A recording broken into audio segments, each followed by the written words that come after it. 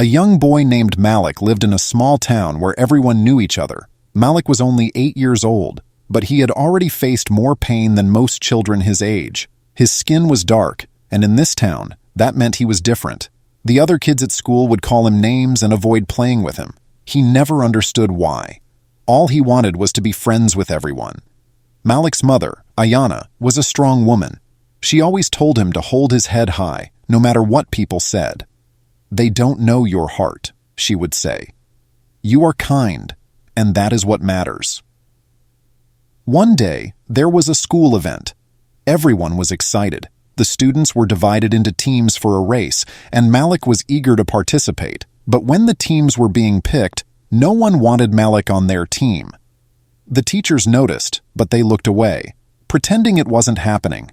Finally, one of the teachers, Mrs. Williams, had no choice but to put Malik on a team. As the race began, Malik ran with all his might. He was faster than anyone expected, and his team won.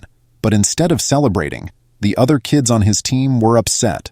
"We only won because of him," one of the boys said with a sneer. Malik stood there, unsure of what he had done wrong. After the race, the students went back to their classrooms. Malik sat alone, as usual. But this time, something was different. Mrs. Williams approached him. She knelt down to his level and said softly, "You did great today, Malik. Don't ever let anyone make you feel less than you are." Mrs. Williams decided to do something she had never done before. She asked the class to sit in a circle and she told them a story. It was a story about a world where people were judged not by the color of their skin, but by the kindness in their hearts. She told them about a man named Martin Luther King Jr., who dreamed of a world where everyone was treated equally. The room was silent as she spoke. Some of the children fidgeted, others stared at the floor. But Malik listened intently. He had heard about Martin Luther King Jr. before, but hearing the story in this way, in this moment, made it feel different. Mrs. Williams ended the story with a simple question. "What kind of world do you want to live in?" The room remained silent for a moment. Then one of the girls, Sarah, spoke up. "I want to live in a world where everyone is nice to each other." Mrs. Williams smiled. "That's a good start," she said. "But to live in that world, we all have to be that change. It starts with each of us." The bell rang, signaling the end of the day. As the children left the classroom, Malik felt a little lighter. He knew things wouldn't change overnight, but for the first time, he felt like maybe, just maybe, there was hope. The next day, something unexpected happened. During recess, Sarah came up to Malik. She looked nervous, but she smiled and asked, "Do you want to play with us?" Malik's eyes widened in surprise. He nodded, not trusting his voice to speak. As they played, some of the other children joined in. It wasn't perfect. There were still whispers and glances, but for the first time, Malik felt like he belonged. He went home that day and told his mother what had happened. Ayana hugged him tightly and whispered, "The world is changing, my son, and so are you." Malik knew he had a long road ahead, but he also knew he was not alone, and that made all the difference. The next day at school, he walked in with his head held high, ready to face whatever came next. As the weeks went by, Malik's life at school started to shift, but the change was slow and filled with ups and downs. Some children were beginning to accept him, while others continued to mock and isolate him. The small moments of kindness, like Sarah's invitation to play, were often overshadowed by the cruelty of others who couldn't let go of their prejudice. One rainy afternoon, Malik was walking home from school, his backpack soaked through, when a group of older boys surrounded him. They were the same boys who had always given him trouble, but today they seemed meaner, more determined to hurt. "Think you're special because you ran fast, huh?" One of them sneered, shoving Malik to the ground. His hands scraped against the wet pavement, and he felt the sting of the cold rain mix with the sting of their words. "You don't belong here," another boy added, kicking Malik's backpack, spilling his books into the muddy street. Malik tried to gather his things, his heart pounding with fear, but the boys kept pushing him down, laughing as they did. Just when Malik thought it couldn't get any worse, the door of a nearby house opened, and Mrs. Williams stepped out, her face pale with shock. "What on earth are you doing?" she shouted, rushing towards them. The boys scattered, leaving Malik alone in the rain, his belongings strewn about. Mrs. Williams knelt beside Malik, her hands gentle as she helped him up. "Are you okay?" she asked, her voice trembling with concern. Malik nodded, but his eyes were filled with tears he couldn't hold back any longer. "Why do they hate me?" he whispered, his voice breaking. "What did I do wrong?" Mrs. Williams felt her heart break at his words. She had seen the effects of racism before, but hearing it from a child so young made it feel unbearable. "You didn't do anything wrong," she said softly, pulling him into a hug. "They're the ones who are wrong, not you."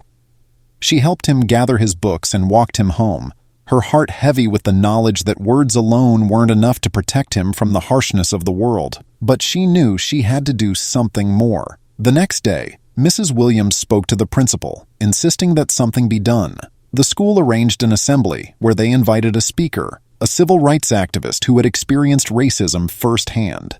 The entire school gathered in the gym, and as the speaker shared his story of overcoming hate and fighting for equality, the students listened in silence. Malik sat in the front row, his eyes fixed on the speaker.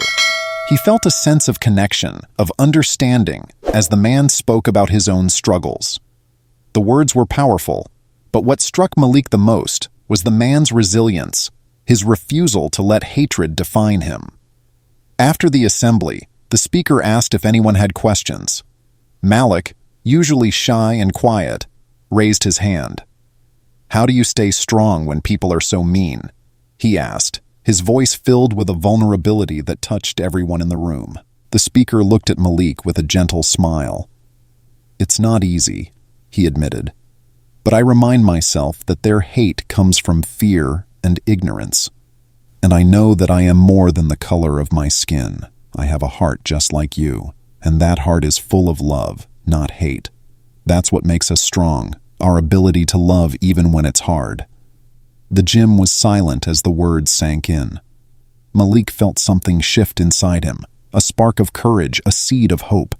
He realized that he wasn't alone, that there were people who understood his pain and who had fought against it their whole lives. As the days went on, Malik noticed small changes. Some of the kids who had been mean to him started to soften, their cruelty giving way to curiosity and, eventually, kindness.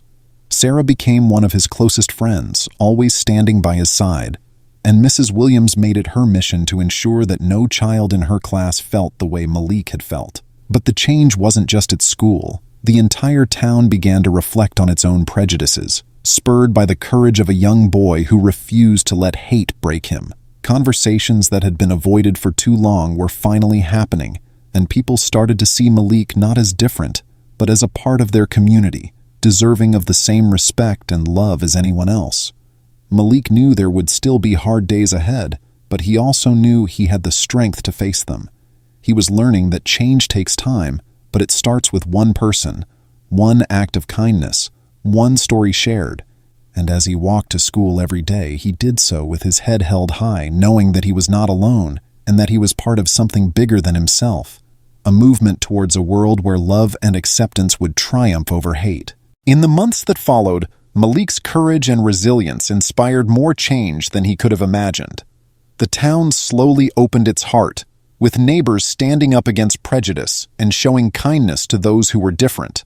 Malik, now surrounded by friends who cared for him, felt a newfound sense of belonging. The boys who had bullied him even approached him one day, offering awkward apologies. Though the hurt couldn't be undone, Malik forgave them, knowing that healing was the only path forward.